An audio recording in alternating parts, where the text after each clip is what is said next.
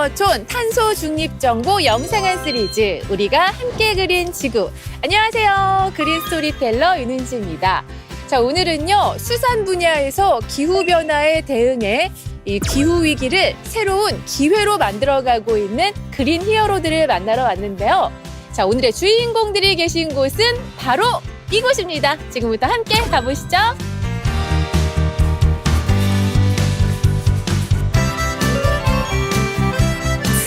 네, 바다 헌장을 보면 이런 글귀가 있습니다. 바다는 생명의 근원이자 생존의 토대이며 현재와 미래를 위해 소중하게 아끼고 가꾸어야 할 인류의 마지막 희망이다.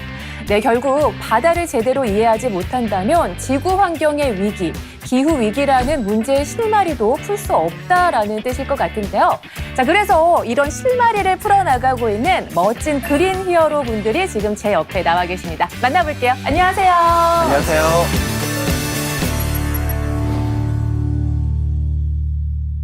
이 기후 위기에 대응해서 이곳에서는 어떠한 노력들을 좀 하고 계신지 정말 궁금하거든요. 설명을 좀 해주세요.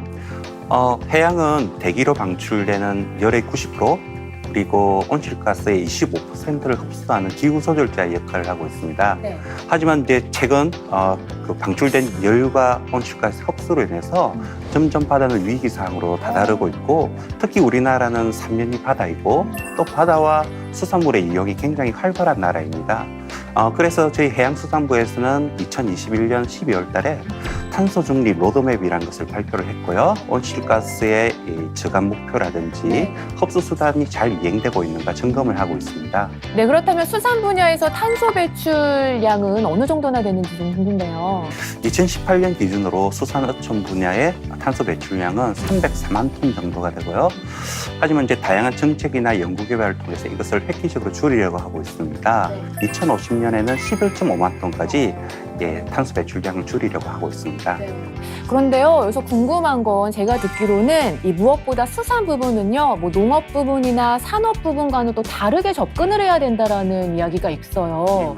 수산업 부분의 탄소 배출량은 국가 전체 온실가스 배출량에서 보면 0.4% 정도로 굉장히 그 배출량 자체가 미미한 상태이고요. 우리나라는 전 지구 해역에서 가장 수온 상승률이 높은 해역이고 또 전 세계 해역에서 어획 강도 가장 높은 해역 중에 하나입니다. 따라서 환경 변화에 따른 기후 변화 취약성이 굉장히 높은 해역이기 때문에 기후 변화에 적응을 어떻게 하느냐가 굉장히 중요하게 작용됩니다. 특히 지난 7월 같은 경우는 평년에 비해서 수온이 2에서 4도 정도 높은 굉장히 이례적인 높은 수온을 보여줬는데요. 그런 높은 수온이 발생하는 경우가 굉장히 빈번하게 나타나고 있습니다. 또한 최근에는 북극 온난화에 따른 한파로 저수온이 발생하는 경향도 굉장히 자주 나타나는데요. 이런 겨울철과 여름철에 수온의 양극화 현상들이 굉장히 심화되고 있습니다. 와, 그러니까 바닷물 수온이 뭐 차가워졌다가 따뜻해졌다가 그러니까 이상 현상들이 나타나고 있다는 말씀이신 거죠. 또 우리나라 그 바다는 최근 한 53년간 연평균 수온이 1.27도 정도 상승을 했거든요. 이것은 전 지구 평균에 비해서 약 2.4배 정도 높은 수준입니다. 그래서 전 세계 해역에서 가장 수온 상승률이 높은 해역으로 알려져 있고요. 그래서 더더욱 우리나라 쪽에서는 그런 높은 수온에 따른 생태계 영향이 굉장히 우려되는 해역이라고 이야기 드릴 수 있을 것 같습니다. 확실히 위기의식을 좀 느껴야 할 것 같습니다. 이상 고온 현상 때문에 양식 생물들의 대량 폐사 같은 현상들이 더욱 빈번하게 나타날 것 같고요.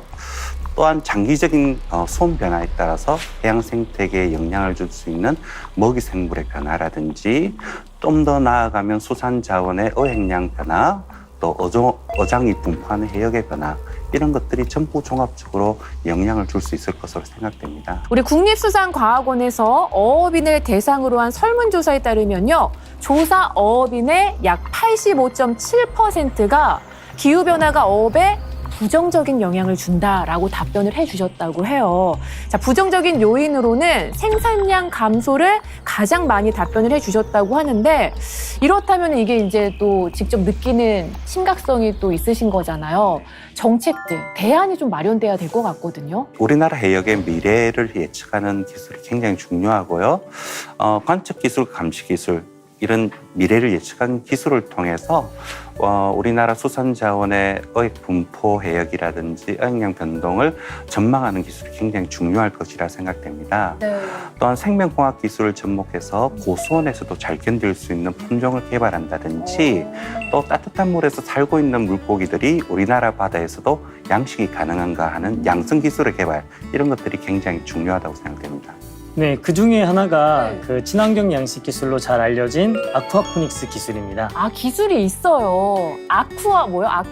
아쿠아포닉스. 포닉스. 네. 이게 어떤 기술인 건가요? 아쿠아포닉스는 수산 양식과 수경 재배를 접목한 친환경 양식 기술이라고 할 수 있는데요. 네. 저희가 농사 일을 하다 보면 그 화학 비료나 농약을 주게 되죠.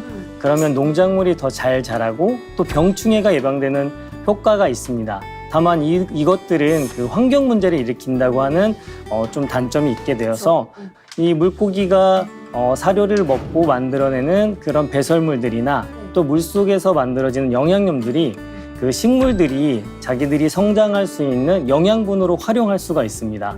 그래서 이러한 생태적인 특징들을 이용해서 만들어낸 방법이 바로 아쿠아포닉스다, 이렇게 말씀드릴 수가 있겠습니다. 아, 그러면은 그 영양분로 이제 작물을 키운다는 거예요? 그럼 뭐 수경 작물인 거예요? 아니면 그냥 논에다가? 이 아쿠아포닉스의 특징은 네. 물고기를 키우는 물을 가지고 식물을 키우기 때문에 물 위에 띄워서 식물을 키우는 수경 재배하고 결합한 기술이라고 보면 되십니다. 네, 사실 이러한 다양한 기술들을 연구하고 또 개발하는 것도 물론 중요하지만요. 더 중요한 것이 바로 이 현장에 보급하는 일이 아닐까 싶습니다. 자, 그래서요, 이러한 노력들을 하고 계시는 또 한 분의 히어로가 나와주셨는데요. 만나보겠습니다. 안녕하세요. 안녕하세요. 한국농어촌공사에서 양식장 친환경 에너지 보급 사업을 담당하고 있는 안종석 과장입니다. 네, 제가 듣기로는 우리 과장님께서 막중한 임무를 수행하고 계신다라고 들었습니다. 어떤 일들 하고 계시는 건가요? 예, 저희 한국농어촌공사에서는 양식 분야 대표적인 탄소 중립 사업인 친환경 에너지 보급 사업을 시행을 하고 있습니다. 양식 분야에서는 온실가스가 주로 난방기기나 해수펌프 등을 이용하기 위해서 이제 기름이나 전기 에너지를 많이 사용하면서 온실가스가 발생을 하고 있는데요. 이제 신재생 에너지 기술을 활용한 에너지 절감 시설을 보급함으로써 양식장의 경영 여건도 개선하고 국가적으로는 온실가스 감축에도 기여하는 사업입니다. 그러면은 저희가 농업편에서 이 공기열을 활용한 히트펌프에 관해서 이제 좀 봤거든요. 관련이 있을까요? 히트펌프는 쉽게 말씀드리면 자연에 숨어있는 에너지를 연료로 하는 보일러라고 생각을 하시면 되는데요. 난방용에서 사용하는 공기열 히트펌프는 공기에 숨어있는 열을 뽑아서 이제 고온의 온수를 만드는 시설이고요. 해수열 히트펌프는 이제 양식장에서 사용하는 바닷물에서 가지고 있는 열을 뺏어서 고온을 만드는 시설이라고 보시면 됩니다. 네, 그렇다면 실제적으로 이 온실가스 배출 저감이라든지 또 경영에, 우리 어업인들 분의 경영에 실질적으로 좀 도움이 될까요? 예, 저희가 지금 한 11년 동안 전국에 한 1,369개 양식장에 에너지 절감 시설 보급을 했고요. 이렇게 사업이 지속될 수 있었던 건 당연히 어업인분들이 사업 효과에 만족을 하기 때문이라고 생각을 하고요. 히트펌프의 경우에는 이제 기존의 경유 보일러를 사용했을 때보다 난방비가 1년에 평균 한 53% 정도 줄어들었다, 이렇게 말씀을 하셨고, 그리고 이제 이런 에너지 절감 시설 보급이 되면서 양식 환경도 개선되고 또 그 어업인분들이 출하 시기를, 난방비 부담이 없으시다 보니까 출하 시기를 자유롭게 조정을 하실 수 있게 되시거든요. 그러다 보니까 매출액도 증가됐다. 자, 그래서 준비했습니다. 자, 친환경 에너지 절감 기술을 실천하고 계신 분을 저희가 만나고 왔는데요. 화면으로 확인해 보시죠.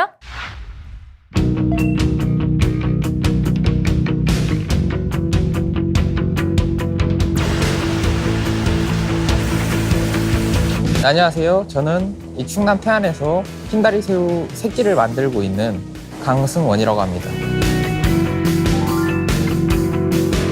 우리나라의 전체에 필요한 흰다리 새우 새끼 생산량이 한 12억 마리 정도 되는데, 이제 그 중에서 저희가 한 4억에서 5억 마리 정도 생산해서 분양을 해주고 있습니다. 이제 이 각 지자체에서 친환경 에너지 사업이라는 걸 보급을 하기 시작했어요. 처음에는 딱 들었을 때는 그냥 뭐 친환경 에너지 어떤 건지도 몰랐는데 이제 히터펌프라는 장비를 처음에 딱 보고 나서는 아 정말 이 장비가 좋은 장비구나. 이제 우리도 도입을 하기 시작해야겠다. 이제 히터펌프가 있기 전에는 연료만 가지고 물을 이제 보일러를 사용해서 물을 데웠었는데 이제 히터펌프를 사용하면서 기름을 떼는 양이 한 절반 정도밖에 안 돼요. 지금 그때에 비해서. 생물을 키우다 보면 모든 생물들이 다 깨끗한 물에 살아야 되잖아요. 사료 찌꺼기도 많이 나오고 이제 그걸 다 청소하려면 또 새물이 들어가야 돼요. 수조 하나에 뭐 20톤, 30톤 이 정도의 물을 환수하다 보니까 수조가 여기 가용되는 수조가 100개가 넘습니다. 바이오플락 기술을 도입하고 나서는 이제 물 자체를 환수를 안 하고 그 상태로 갈 수 있기 때문에 연료비도 덜 들어가고 그리고 배출되는 이제 더러운 물도 이제 없어지는 거죠. 이제 환경이 점점 안 좋아지고 있잖아요. 그 환경을 이제 정화할 수도 있는 뭔가 좀 더 탄소를 적게 배출하고 또 이 사육수를 내보내더라도 좋은 사육수가 배출수가 나갈 수 있게끔 이제 그런 양식장을 만들고 싶습니다. 네, 이렇게 해서요. 히트펌프로 탄소 배출 저감을 실천하고 계시는 또 한 분의 그린 히어로까지 만나보셨습니다. 박사님, 화면으로 보니까요. 바이오플락이라는 또 기술을 보여주셨는데 이게 어떤 건가요? 네, 바이오플락 양식 기술은 물속에 있는 유용한 미생물을 이용해서 물고기에게 해로울 수 있는 단백질이나 이런 질소 화합물들을 제거해주는 기술로서 무한수, 그리고 무병, 그리고 무항생제가 가능한 그 잘 알려진 친환경 양식 기술이라고 할 수 있습니다. 정말 그야말로 친환경적인 기술이네요. 네, 이렇게 해서 오늘 정말 네 분의 그린 히어로 분들을 만나보셨는데요. 자, 그렇다면 마지막으로요. 앞으로의 이제 남은 과제나 계획, 목표가 있으면 어떤 것들이 있는지 한 말씀씩 부탁드릴게요. 네, 우리나라 해역의 해양 환경이나 수산 자원의 감시, 간척, 그리고 전망을 할 수 있는 기술 개발을 위해서 노력을 할 계획이고요. 또 수산 자원이 기후변화에 따른 영향, 그리고 양식 기술의 개발을 통해서 기후 위기를 대처할 수 있는 방안, 이런 것들을 노력을 할 계획입니다. 사실 세계적으로 그 탄소 중립, 에너지 절감에 대한 문제가 커지고 있고 또 국내적으로도 어촌의 인구가 감소하거나 고령화에 따라서 사실 수산업에 매우 큰 위기가 닥쳐 있다고 할 수 있습니다. 다만 이 위기를 기회로 삼아서 친환경 양식 기술을 개발하고 또한 4차 산업혁명 시대를 맞이해서 인공지능이나 빅데이터를 활용한 스마트 양식과 결부할 수 있다고 하면 이는 아마 수산업의 큰 도약의 계기가 될 수 있을 것으로 생각됩니다. 예, 저희 공사에서는 지난 10년간 양식 분야의 에너지 절감을 통한 온실가스 감축을 위해 여러 가지 다양한 노력들을 해오고 있었습니다. 양식, 가공, 유통 이 전 분야에 대한 에너지 절감 계획을 하고 있고요. 앞으로 가공, 유통 분야 다양하게 사업을 확대해 나갈 계획입니다. 네. 자, 이렇게 해서 오늘 그린 히어로 분들 만나보셨는데요. 나와주신 세 분도 멋진 활약 기대하겠습니다. 자, 우리 모두가 각자의 자리에서 탄소 배출을 줄일 수 있는 작은 노력들을 실천한다면 이 희망찬 탄소 중립 시대를 맞이할 수 있지 않을까라는 생각이 드는데요. 네, 그럼 저희는 여기서 이만 인사드릴게요. 함께해 주신 여러분 고맙습니다.